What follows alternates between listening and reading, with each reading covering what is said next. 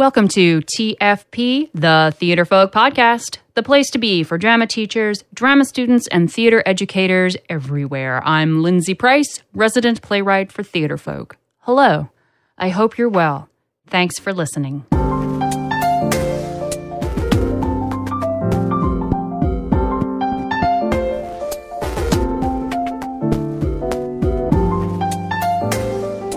Welcome to episode 113. You can find all the links for this episode at theaterfolk.com/episode 113. So today we start a working actor series on the podcast. What is it like to be a working actor? How did their choice of school help? What is it like to tour? What should you definitely not do on a commercial set? Which leads nicely into this week's focus, commercial acting. Marty Moreau is a longtime dear friend of mine and Craig's here at Theater Folk, and I had a lovely chat with him about the ins and outs of commercials. And I just need to preface that when I was recording this podcast, I was suffering from a mild case of consumption.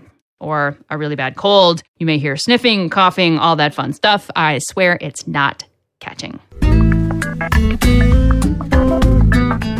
All right, so I am here with a dear old friend, Marty Moreau. Hello, Marty. Hello, Lindsay, darling. How are you? I am fantastic. So for our Theater Folk listeners out there, so this is Marty and I go quite a ways back. And just to give some context, Marty actually was one of the first actors that I worked with when I was workshopping Theater Folk scripts. That's right. You read for the Canterbury Tales when we were workshopping that, and also a play called Emotional Baggage, which still gets done to this day. And I'm not going to say how many years ago we did those. We did those quite a long time ago, though, didn't we? Yes, we did. And Marty, you are an actor, yes? Yes. You went to a theater school, yes? Yes, I studied at the University of Windsor, a school of dramatic art. Graduated in 1991. That's where I met my wife, Tina, of course you know. Very nice. And I've been a professional actor ever since.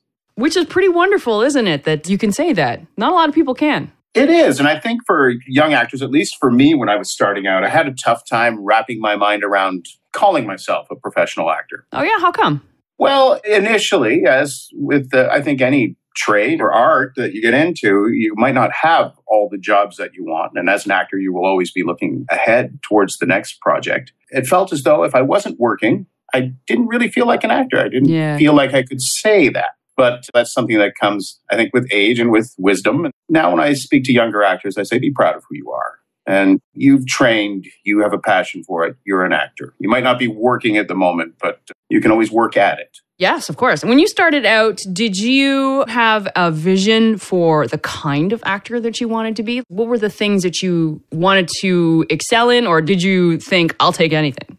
Well, because I studied at theater school, initially, of course, it was stage is what I really thought of. And the first production I ever saw that made me want to be an actor was A Long Day's Journey into Night. And it was a professional production with Jack Lemmon, Kevin Spacey, Peter Gallagher. I just fell in love with it. And I thought, that's what I want to do. I want to do something of that power. So initially, yes, it was all theater. And back at theater school, we didn't really have too much of an in-depth television and film classwork that we were doing. We did have one or two classes that were devoted to it, but they really couldn't get into the depth that I realized soon after that I needed. That's what you've done quite a lot of, commercials. A lot of commercial work, yes, indeed. And you were just telling me you just recently played Teddy Roosevelt. Yes, Teddy Roosevelt. I won't bore anybody with my imitation of Teddy Roosevelt, but it was great fun to portray one of the greatest presidents, I think, in the United States. So let's talk about commercials. So you're starting out. You don't have a lot of background in auditioning for commercials. Was it sort of just a trial by fire that you just figured out practically, like doing them, how to actually audition for a commercial? You do find out trial by fire, and you tend to bring, especially if you've studied theater and you've trained as a theater actor, you tend to bring that sort of passion to what you're doing in the commercial. And if I may, I'd like to say something that might be of use to your students, your teachers and your students, that when you come out of theater school, and I'm going to save you probably about a year of time. So you'll thank me later on. Embrace the commercial. Embrace the commercial work, because you might have a passion for Shakespeare, but you will make far more money doing a shake and bake. And what it does, it affords you to work in the theater. Commercials are something that just puts shoe leather on your children's feet. There are many great actors out there. You hear their voices. They're not doing that for fame. They're doing it for a bit of fortune. And like I say, it will afford you an opportunity to do theater because sometimes theater doesn't pay. You and I have both done theater that did not pay. It was our passion. Pennies, pennies, pennies. I think that's a great attitude because you and I both know a number of actors who can get quite bitter about doing commercials and that they think that commercials are beneath them. Yes. And I've encountered plenty of those over the time. I don't think I quite was bitter about doing commercials. I was sort of excited by the prospect. And the funny thing is about a commercial, it is probably the one thing that your family members will all see you do. Right. That theater piece that you worked on for 5 years that is now going to Broadway, that is the bit. Your Aunt Bessie in Iowa is not going to probably get a chance to see it, but she will see you do the shake and bake commercial. The shake and bake commercial. And she'll call your mom, and your mom will be so proud. Yes. And then you will go, 4 years of theater school, 4 years of theater school.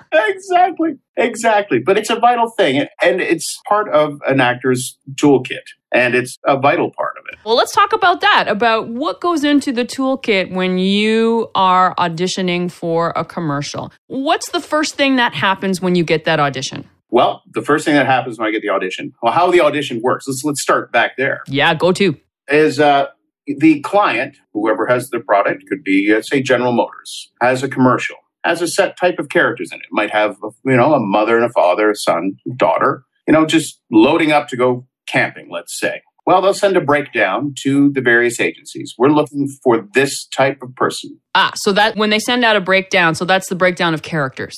They send out a breakdown to your agency.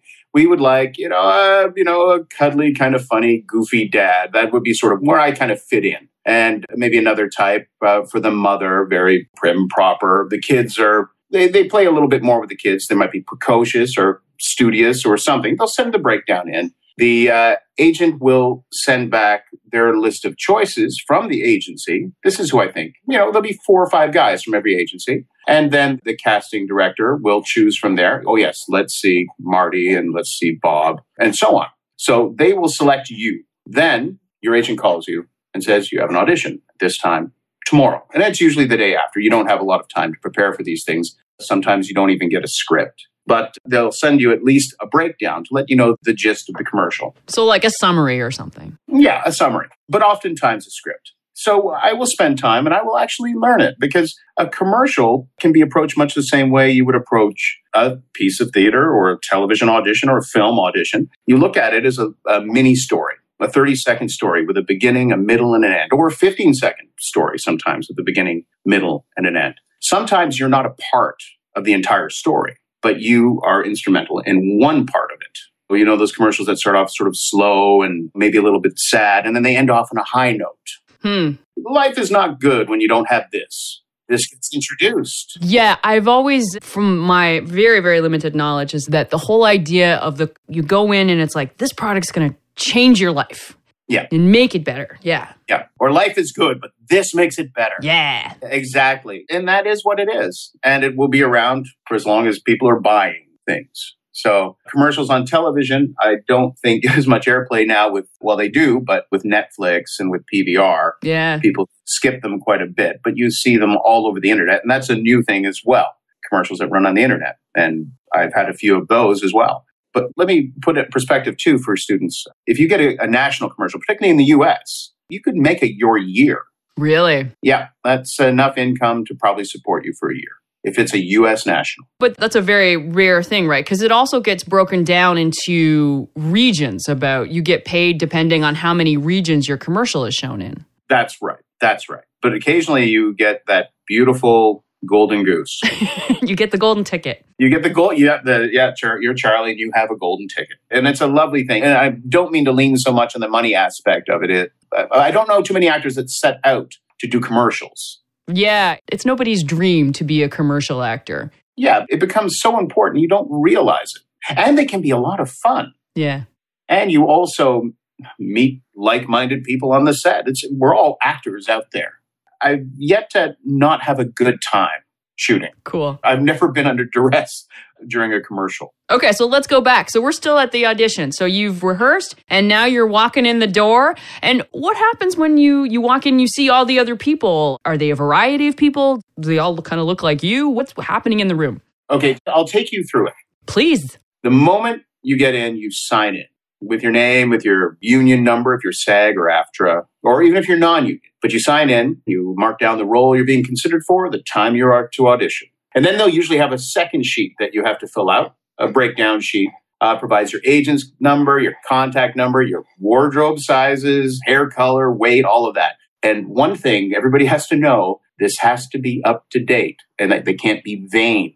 Oh yeah, you have to be honest because when you do get the job, the wardrobe has to fit you. So there's nothing more annoying to a wardrobe mistress or master than to walk in there and to have, with the person's 15 pounds higher than they said.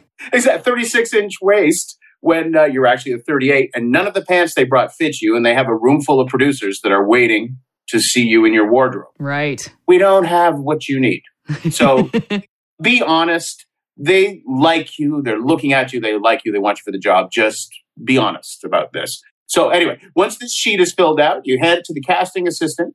You wait for them to call you. They take your picture. They attach it to this sheet of paper, and it goes in with you when the casting agent brings you in to the audition. Now, what I'm going to tell you now is the most important thing you do for a commercial audition is once you get there, you find a quiet place and go over the script aloud as many times possible before you were called in. A lot of people will walk into the room and, oh, hey, there's Bob, there's Brenda.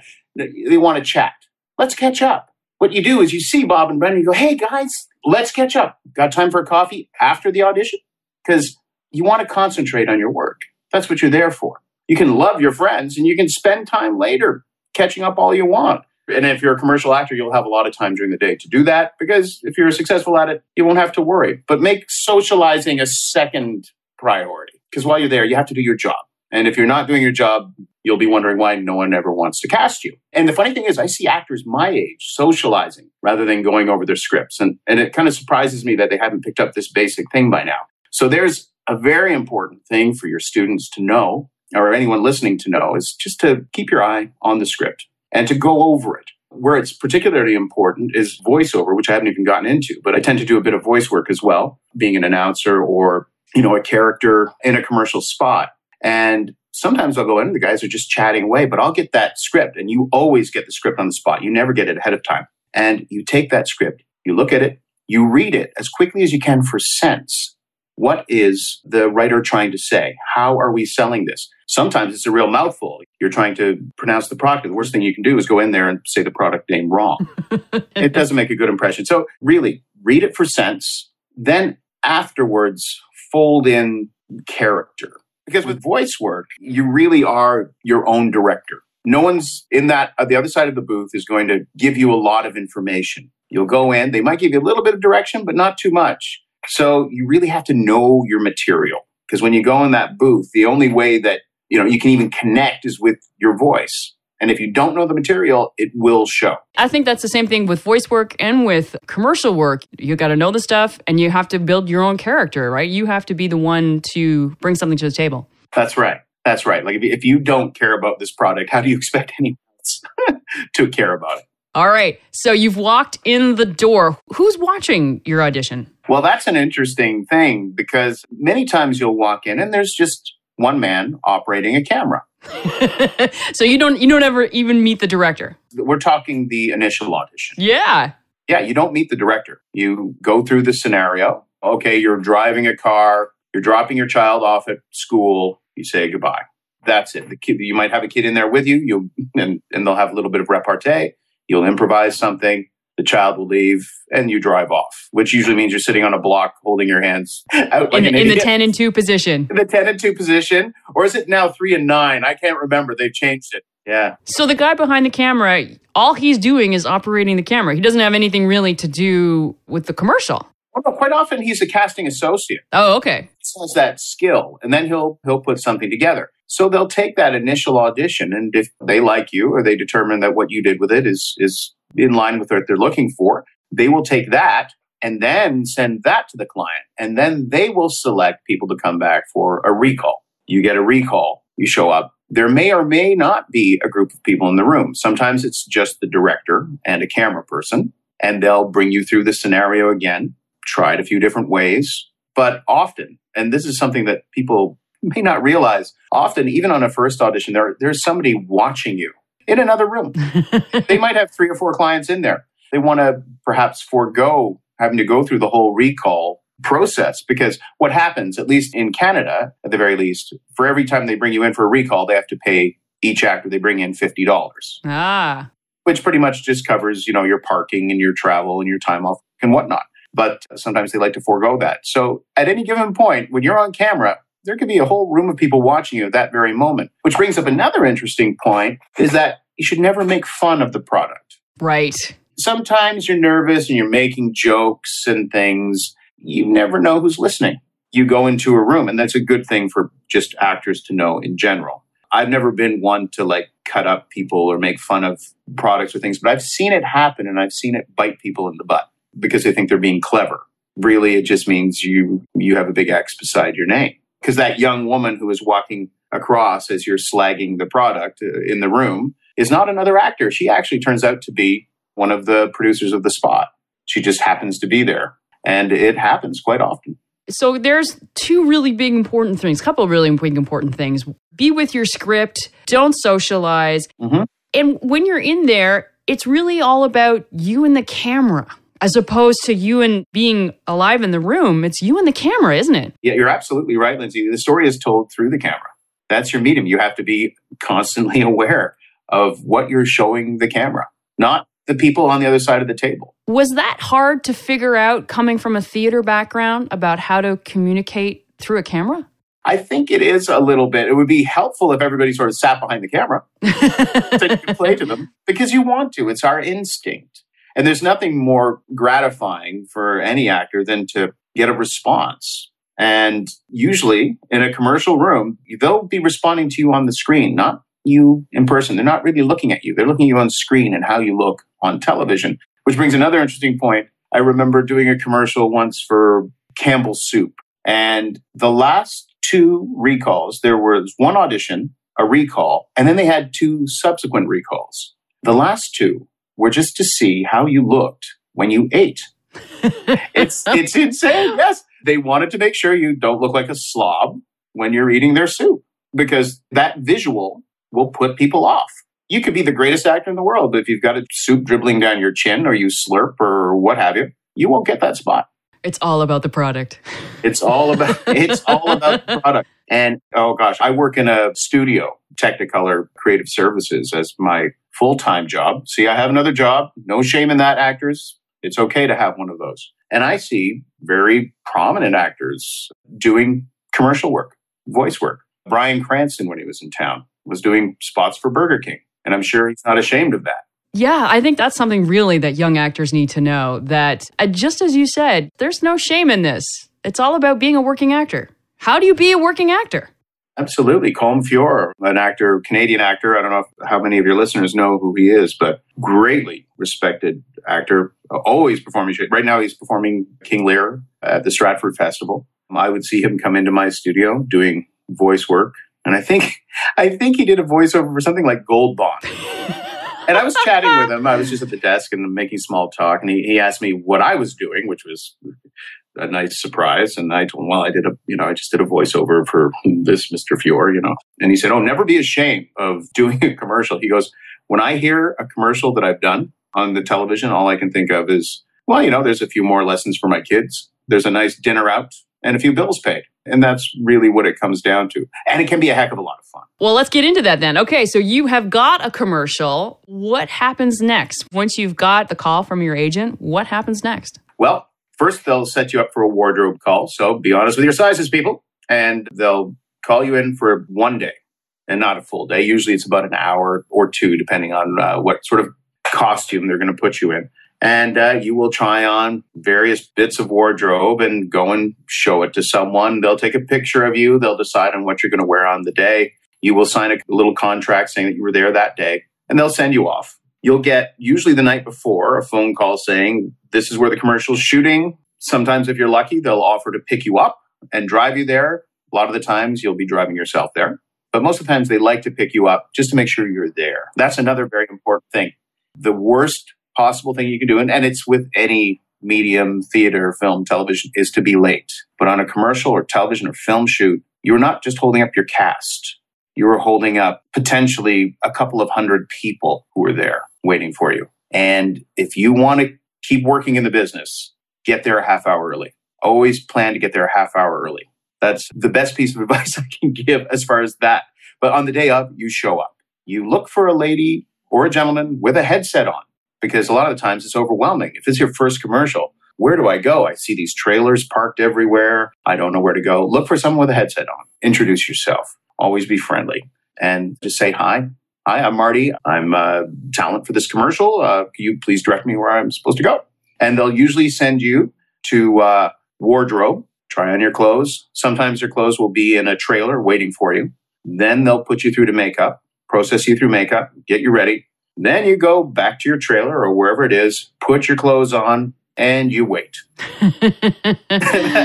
It's a waiting game, isn't it? It's a waiting game. You sit there. You try not to crease your clothing. Definitely do not eat or drink anything that could spill and damage your clothing. They might have a stunt wardrobe for you, but it's highly doubtful. Bring something you can put over top of your clothes to keep them clean. That's just a little bit of practical advice. And so you will wait. Try not to drink too much coffee. Coffee makes you sweat. It's a weird thing, but it really does. It melts off your makeup. So stick with water. Stay calm. Get ready to do your thing. And then finally, they'll call you to set.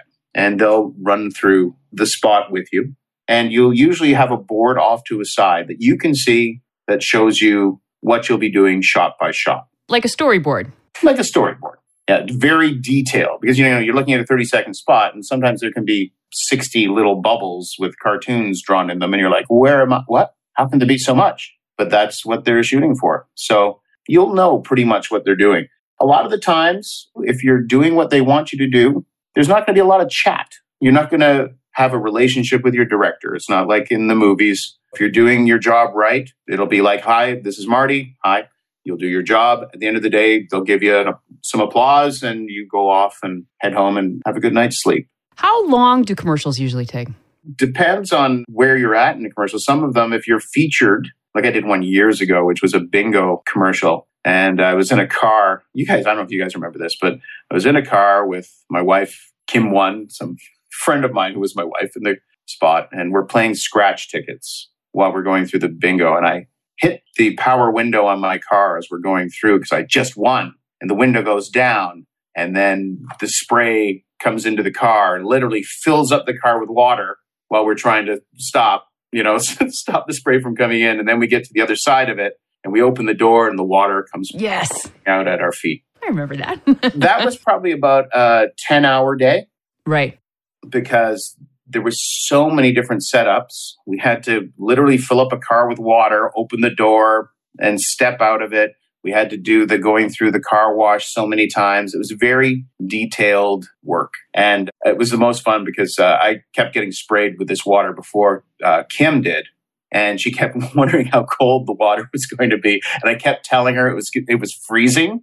I kept her going on at this about 2 hours till she finally got hit with the water. And it was like really nice and toasty warm. And she started hitting me because she was anticipating this terrible icy cold water when in fact it was rather pleasant. And they had to have, I think for each of us, 8 changes of wardrobe. I was going to say, like, how many clothes did you have to go through? We went through, 8 changes and there was constantly something in a dryer. Oh, man. And you have to, like in the theater, there's not a lot of modesty. You're basically getting changed in the parking lot. Put this on, okay. There's no room at a car wash for you to go and change in, unfortunately. So, have you ever done an eating commercial? Yeah, I did the Campbell's. Yes, of course you did. Campbell's Chunky Soup. Okay, so do you eat the product when you are doing a food commercial? Oh, yeah, that's funny. I've never had to go through the chocolate. Apparently, chocolate is a terrible thing to have to go through. Oh, you mean like to eat a piece of chocolate? Yeah, I don't know if I should be mentioning product names. You know Mark Huthman, right? Yes. Yeah, Mark had to do the M&M spot. And it was running in some of the theaters, I think, until quite recently, where he's sitting there with the 2 little M&M characters. And he's having, M&Ms in his popcorn. And they're at a horror movie. And of course, the little M&M guys react in horror to him eating a handful of popcorn mixed with M&Ms like he's some sort of crazy cannibal. So he had to go through that, and he had to eat those over and over again. And what they'll usually do, forgive me, and you probably can guess, they usually keep a bucket beside you so you can just put it in your mouth, chew it, spit it out, because otherwise you will definitely get sick after eating handfuls of M&M. Like, it's more than you would eat at a normal, even more than I would eat at a normal movie. I can imagine a 10-hour day where all you're doing is eating. And it's like, yep, at some point you're going to be like, yep, I'm going to just spit this out right now. That's right. And sometimes you're just waiting for them to make the product look beautiful. Right. Like the soup, I remember there was a lady with a brush who would just sort of brush little bits of little pepper around and make sure that the nice noodles were at the top. They can't change the product. A long time ago, there was this terrible thing that happened, I think, with a breakfast cereal where they would put ball bearings in the bottom of the bowl. Yes. So that when the cereal was in there and they added milk, it didn't sink as cereal does. So because of that, there were laws built into advertising that stated you could not have anything except the real product. As it would be. Right. So they find that real product and they make it as pretty as possible. But sometimes you're sitting off to the side waiting for them to, the product's more important than you are. And you always have to know that. That's your job. Do you remember your first commercial? I do remember my first commercial. It was for, and I'm going to say the name, DuPont Chemical. And I got it because I fit a costume. The actor who was supposed to do this commercial, remember Dean and Tori? Well, Dean, who was a Toronto boy, was here, and he was working at Cyflows. I knew him as an actor. We both started at the same time. And he was the first choice for this commercial. But unfortunately, Dean at that point was having some terrible migraine headaches, and one just happened upon him the day of the shoot. So I got a panicked call at 7 a.m. saying, "Can you be ready in an hour?" And I'm like, yes, I can. And by dint of good fortune and the fact that I was a little bit more fit at that time, I fit his costume.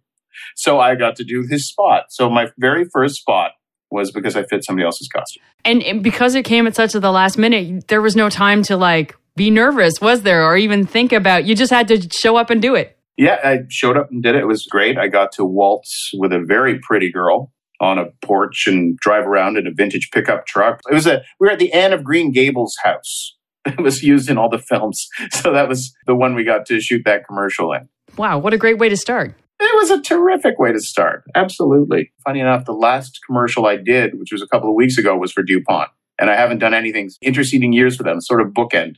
I hope that doesn't mean my commercial No, don't say that. Don't say bookend. No, God forbid. I'm knocking on wood. Sorry, listeners. I'm drumming. But yeah, that's how that started. So as we wrap up here, so what would you say are the most important keys to commercial auditioning? What are some things that you've learned over the years that have stood you in good stead? Well, I think holds true with anyone, but the casting agent is your friend. The casting agent wants you to be amazing and win the role. The casting agent is not your adversary.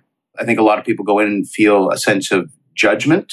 And yeah, they are sort of looking at you to determine if you're right for something. But the fact that you've gotten an audition means there's faith shown in you. They think that you can do it. They want you to.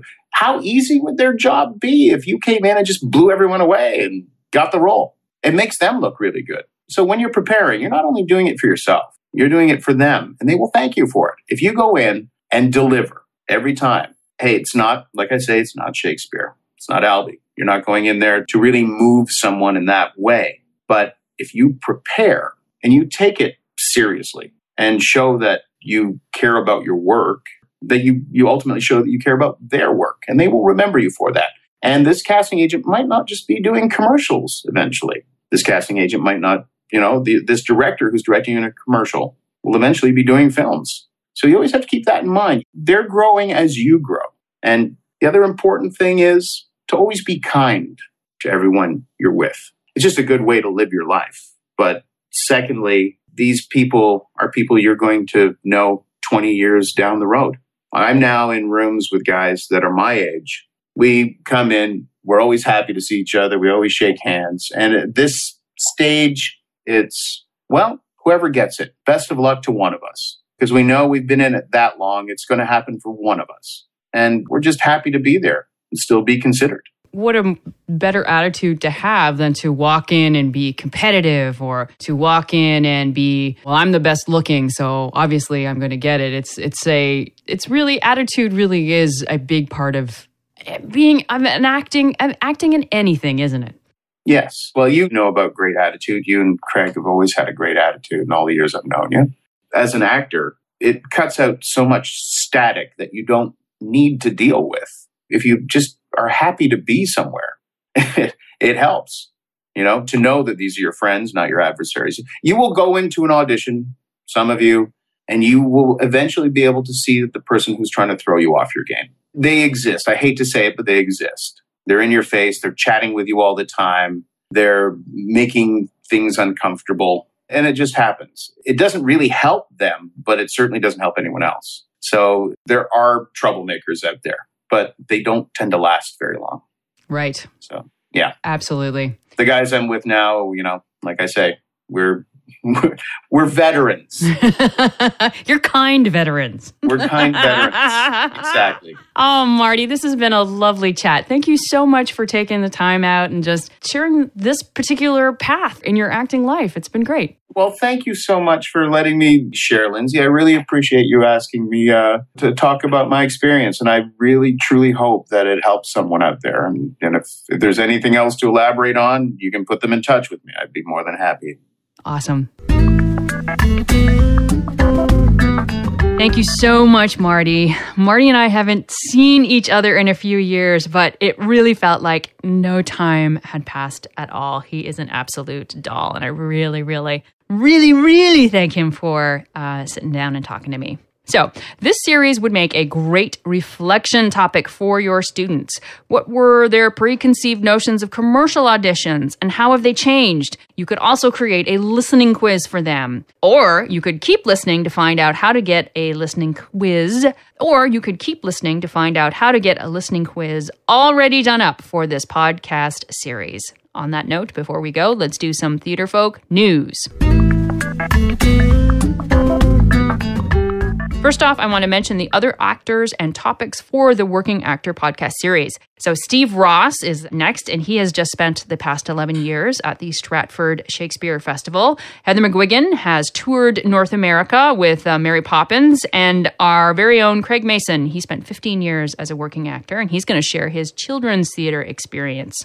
Just a moment ago, I mentioned a listening quiz. If you are signed up for our Theater Folk email list, this week you got a listening quiz, an answer key, and a written reflection for this week's podcast. And I'm going to include one of these for each podcast in our series. What if you are not signed up for our email list? Sign up now. Go to the show notes for this episode at theaterfolk.com/episode 113. Finally, where can you find this podcast? Where can you direct students to find this podcast? We post new episodes every Tuesday now at theaterfolk.com and on our Facebook page and Twitter. You can find us on youtube.com/theaterfolk, and you can find us on the Stitcher app. You can also subscribe to TFP on iTunes. All you have to do is search for the word Theater Folk. And that's where we're going to end. Take care, my friends. Take care.